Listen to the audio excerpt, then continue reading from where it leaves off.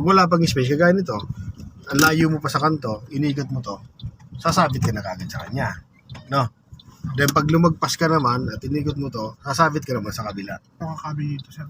Hindi ka na kailangan kumabig doon. Pag nandito ka sa posisyon na to, hindi ka pwedeng kumabig doon para gumano ka. Hindi pwede. Kasi tinang may sakyan doon ang gagaling doon. So sila maapektuhan. Ano, kung may kasalubong ka rin, pwedeng sabitan ka rin, magkasabitan kayo. Pag naliko tayo ng kaliwat ka na, kailangan, kung anong posisyon mo, nakasada, yun lang. Hanggang sa tapat na ba? Yan, tapat na. Mapapansin mo, may space ka na dito. Ito yung space na yan. Okay, sir. Yan ang kukunin mo. Ano? Ikot niyan, isang ikot. Nakikot na, sir.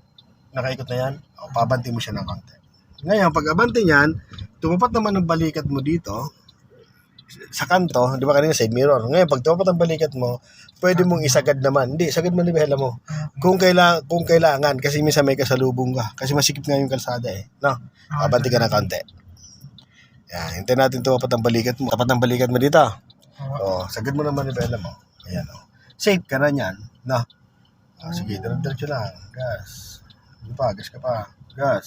Gas. Kasi medyo pocket yan. Gas. Okay, then balik mo na. 1, 2.